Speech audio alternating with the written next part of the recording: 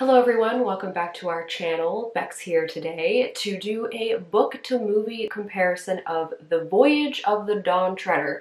This will be the third video in this series that I've done, so if you're curious to get some detailed looks at the original book, The Lion, the Witch, and the Wardrobe, or Prince Caspian, I will have those videos linked. You can go check those out. This is the third book that was published in the Chronicles of Narnia by C.S. Lewis. I am choosing to reread these books in publication order, which is why this is the third video that I'm making.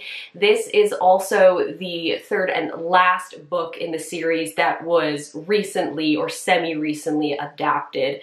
So this one was adapted in 2010. As I mentioned, this book is the third that was published, the fifth chronologically in the series, and it was published in 1952. So the books were like 1950, 1951, 1952. They are children's books. They're not long to get through, so it makes sense that C.S. Lewis would be able to publish them one right after the other. The movie, of course, took a little bit longer to make, and it was a few years between Prince Caspian and The Voyage of the Dawn Treader. This movie had a different director from the original two. Michael Apted directed the film adaptation of this, and although most of the actors, the human actors, returned and reprised their roles, they did recast the voice of Reepicheep.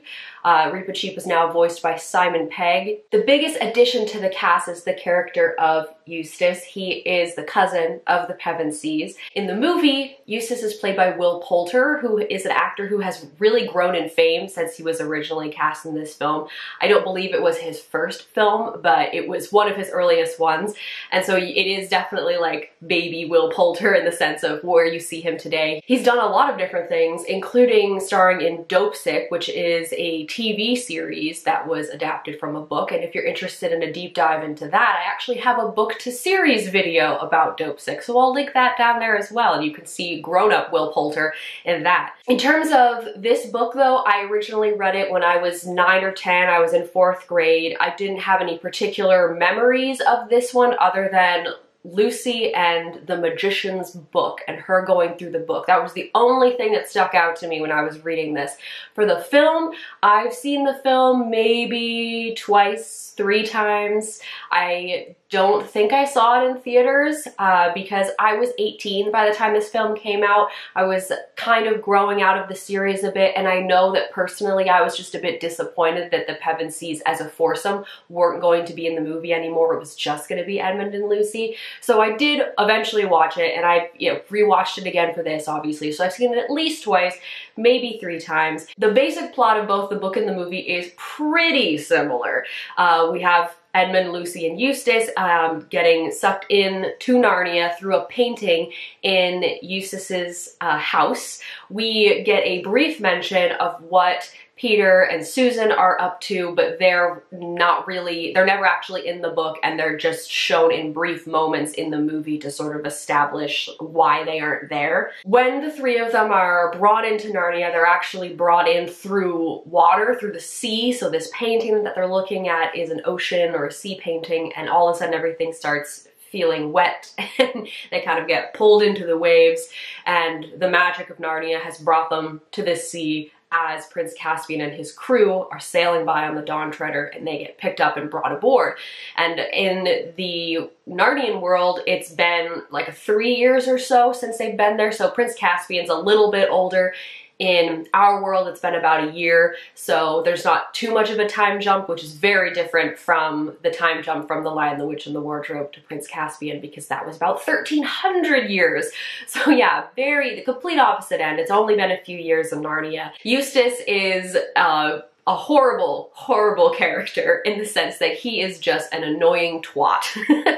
So he's very rude in the beginning of this. He is, doesn't make friends with Prince Caspian or anything, but of course it's nice to see the characters that like each other reunited. The reason Prince Caspian and his crew are on this ship is because they're sailing east from Narnia to visit a number of different islands, some of which contain Narnian subjects, some are their own countries, so they're visiting all of those, and then they're also going to sail farther east than any Narnian has ever sailed before, at least as far as documents say. And they are also looking for the Seven Lords of Narnia, which is a group of men that was banished when Miraz, who is Prince Caspian's uncle, was in power. If you want more details on that, you can read Prince Caspian. But they are looking for these Seven Lords to find out what happened to them when they were banished. So the adventure in the book involves them all traveling on this ship, exploring these different islands, meeting the different people. When there are people there, they also find unoccupied islands, and it's really a story of like exploration and just finding out what's in all these different islands. And you know, eventually there is an end point, which we'll talk more about later. The movie has those elements in it, but this is the first time, I would say, where the movie really differentiates itself from the original book plot. In this film, they add in this new element of something called the mist, which is this evil that is lurking in this world. And the only way to stop it is to find these 7 swords that the 7 lords of Narnia had with them. In the book, there is no mist, there is no plot involving getting the 7 swords. It's just trying to find out what happened to the 7 lords and, you know, seeing basically how far the ship can go. They add in this extra drama, this extra element, I think, because this book does not have some big climactic battle scene like the first 2 books. So there's nothing that the film can really build up to that's exciting and has that like climactic 3rd act battle sequence. This is a huge difference in the plot, and it really affects the order of events. But before we get into those differences, let's talk about some of the similarities. All of the books have this omniscient narrator who is sort of like the author of the book, C.S. Lewis, whereas the first 2 movies didn't have any sort of extra narration at all. This movie actually does have a narrator, and it's Eustace, because he writes in a journal, both in the book, and then in the film it is referenced that he's writing, and so you will hear Will Poulter's voice every once in a while talking about how they've kidnapped him and they've taken him on this ship, and he's going to have to find the British consulate to get home. Leading into that, Eustace is insufferable in both. He is so annoying, so frustrating, because you're being brought into this awesome magical world with people who have been there before. Like, you should feel very comfortable. I understand being scared if you're on your own and you've never been there, but because you have your cousins with you, why are you so mean? Why are you in such a bad mood? I mentioned Reepicheep before. He is another big piece of the story in this one, and he's just awesome. I love his character in both the book and the movie. He's just a delight, and he's part of the Caspian's crew on the Dawn Treader, and he's the one who's always down for the adventure. Whatever the situation is, he wants to do the most extreme version of it, and it's just so fun because he's like a 2-foot tall talking mouse. So he's the tiniest one, but he has the most heart and the most courage. Eustace turns into a dragon at one point. That's a big plot point that is covered in both. There is an island where the water turns things to gold. They do see that in both. They meet a magician and these duffel pods. On another island, there's Ramandu's island, he's actually this star. That's when things start to get like a little bit weirder and more religious-y towards the end. But all of these islands do make an appearance in both. It's just what order and what exactly is happening on each of those islands. The ending of both the book and the film is quite similar, and I'm talking about like the very end and what happens to the characters and where they go, because they are sailing as far east as they possibly can. Reepicheep was sung this story when he was a little mouse about how Aslan's country is at the far east, and so Reepicheep really wants to go as far as they possibly can, and they do end up getting to as far as they can go. Reepicheep is the one who actually does cross over into Aslan's land, because Aslan's country, because that was his goal this entire time. And then for the kids, that's when they head back to their world, and it is established that this is the last time that Edmund and Lucy will be in Narnia. But Eustace will be coming back. So that, how the story actually fully concludes and what happens to the characters is exactly reflected in both, but it is the differences of what happens on that journey from when they first enter Narnia to when they leave, and kind of the order of events and that whole mist thing that really shakes things up. For the differences, as with each of the movies so far, it does start a bit differently from the book. In this one, they take a little bit of time to sort of establish how Edmund and Lucy have changed a little bit. Edmund is tired of being considered this teenager when he was living out this life in Narnia as an adult, and he's trying to enlist in the army, and they're like, you're not old enough. And then Lucy is thinking about beauty, noticing boys, she's like noticing this interaction between these two characters. It's just this like one scene that they set up at the beginning. It's not big, but within the first 10 minutes, they're in their aunt and uncle's house with their cousin Eustace, and then they get sucked into the painting into Narnia. So it's just a little extra to kind of establish who these characters are at this point. One of the biggest differences in terms of just the characters themselves is that Caspian no longer has his Telmarine accent. So if you watch the movie Prince Caspian, they had the Telmarine sort of have this Spanish accent, and Ben Barnes, who is not Spanish, was doing the accent. Where in this film, they just pretended that never existed, and you hear Ben Barnes as King Caspian, technically now, as King Caspian with just his like regular English accent. So it's kind of funny like watching them closer together and noticing that difference. If it's been many, many years since you've seen the film, you probably would even forget that that was a little element. As I've already mentioned, there are big differences in the order of the places that they sail to and the magnitude of events that happened on those islands with the mist and these 7 swords. They do meet the slave traders in the Lone Islands, and that is a whole little plot in the book, but in the film, they make it much more dramatic. There's more fighting, there's like sword battles and stuff to, you know, get free of the slave traders, where in the book it's more just about like outsmarting them. The magician on this particular island who is in charge of these duffel pods, the duffel pods are invisible, and in the book, it takes a long time before they get to this particular island, and the duffel pods are like these goofy little creatures, but you can't see them at the beginning, and they need Lucy as this young woman or girl to read this particular passage in the magician's book to make them visible again. And in the book, Lucy kind of volunteers herself to do this. She says she will, like they ask her, and she says, yes, I'll do it, because they're very scared of the magician. And whereas in the film, they actually like kidnap Lucy and bring her to the magician's house and have her read this passage. So there is, once again, that extra element, that extra like drama in it, and it does happen much sooner in the movie because they spend a lot more time with Eustace as a dragon. I really loved this part in the book. That is the part in the story where Eustace kind of stops being an insufferable twat and starts to become more of a normal person because he has to spend this time as a dragon. In the book, he turns back into a human before they continue on to these other islands, but in the film, they have him stay as a dragon for a lot longer because they have him be this pivotal point in this bigger scene that they create at the end with the mist and these 7 swords. There's also more drama with Goldwater Island, which they also refer to as Deathwater Island, because this mist really exaggerates your faults. So with Lucy, it makes her think about how she isn't as pretty as Susan, and she wants to be prettier, and she wants to be liked, and that sort of element. Whereas Edmund, he sees this gold water and thinks, oh, I could put all of these things into this gold water and bring it back with me and, you know, make a bunch of money and become rich. And besides the fact that I don't think you can bring anything in between the worlds, it creates this tension between him and Caspian as, you know, 2 kings of Narnia.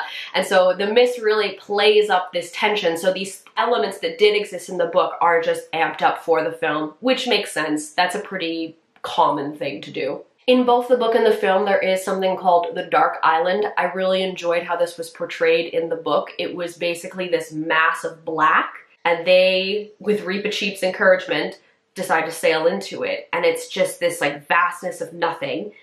And it's very intense in the sense that it's just like, it's so creepy and it messes with you mentally. Whereas in the film, they do have the Dark Island, but this is the scene of the climax where they fight this sea serpent. They are trying to get the final sword that they need to get rid of the mist, and the sea serpent comes out, and they have this whole battle scene where that was not like that in the book. There is a sea serpent that appears in the book, but it's just one of the things that they happen to run into when they're sailing. The climax of the book is much more about reaching the end and seeing Aslan's country and seeing how far they can go. The movie felt more rushed. It didn't illustrate the time that they really spent on the ship, the fact that they were getting low on food and low on water, and how important it was for them to get to these islands and hopefully find nourishment of some kind.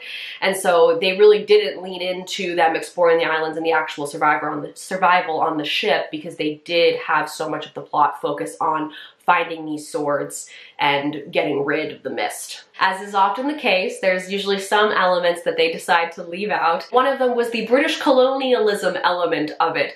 It really feels very colonialist, because Caspian is going around to these islands, and any of them that aren't occupied, he's basically claiming them for Narnia.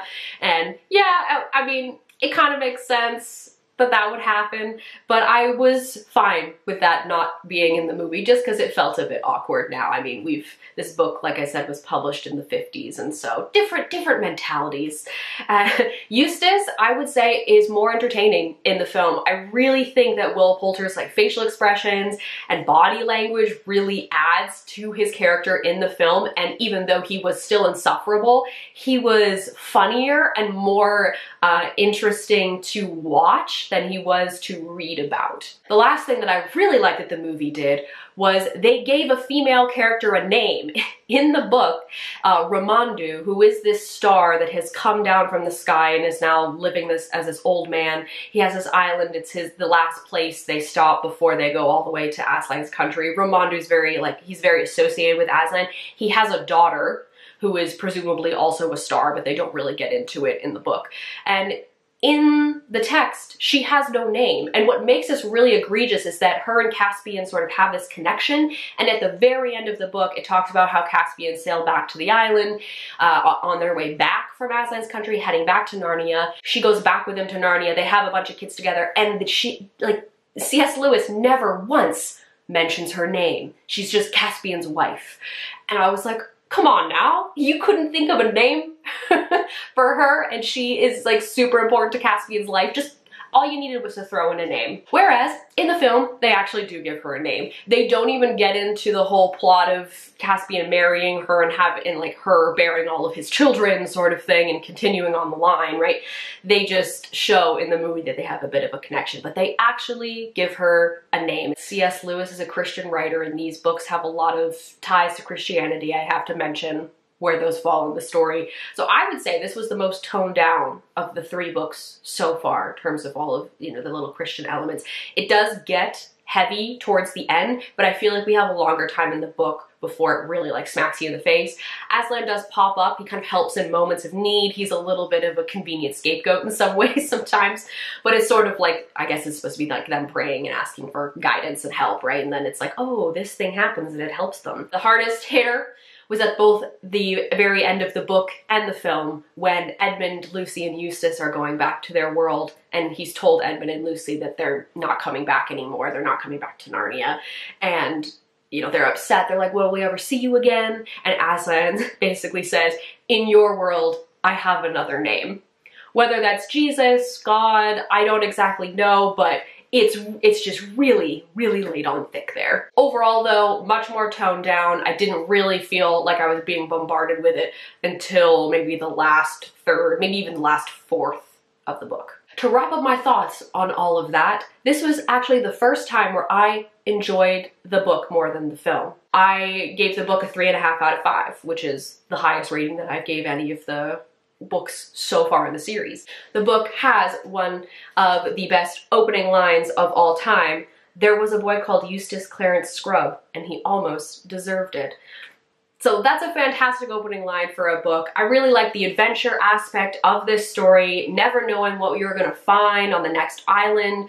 Like I mentioned, Eustace turning into a dragon was a really pivotal moment for his character in the story and in the film, but I really liked how it played out in the story and sort of the weight of it, and then the fact that you got to see him more as a human afterwards, and you could really see the differences in his behavior. Also, the freakiness of the Dark Island and how it was portrayed in the book, where it just seemed like the kind of place where you would lose your mind because you're just in this darkness and maybe you're hearing voices and all this creepy stuff. It was definitely had an element of creepiness to it just reading the text on the page. and how they kind of reach the end of their voyage where they get to Aslan's, or the edge of Aslan's country. In the book, it felt more impactful because you've seen them on this ship for so long, them running low on food and water and really having to survive, where they don't really get into that at all in the film. So when they get to the end of the film, it's nice, but it doesn't have the same weight to it. As for the film, I do still really enjoy the actors in it. Ben Barnes, Skander Keynes, Georgie Henley playing Caspian, Edmund, and Lucy, and then, you know, having Will Poulter as the addition for Eustace, and them really playing up his relationship with Reepicheep and how that changes over the course of the story. I really liked seeing all of them, but I would really kind of give this a 3 out of a 5 as far as a film. It just doesn't have the same magic for me as the book or as the first 2 films, and whether that was the age that I saw it at, or kind of the major plot changes that they did, you know, production changes, I'm not really sure. It just did not have the same enjoyment and weight for me. So yes, in this case, the book does win out. I did actually really like at the end of the movie, for the credits, they used illustrations from this exact edition. And so that was kind of cool to see pictures that I'd seen in this just popping up on the screen. I instantly recognized the illustration style and everything. So that was just a fun little element to sort of tie the two together. I think that is all I have to say on that. Once again, so many notes. I already had to cut things out because there's just, you could go on for a really long time and get really nitpicky with these videos if you wanted to. If you've read The Voyage of the Dawn Treader and seen the film, let me know what you thought of both of them in the comments below. As always, all of our links are in the down bar. You can go check those out if you feel so inclined. Thank you all very much for watching, and I'll see you later.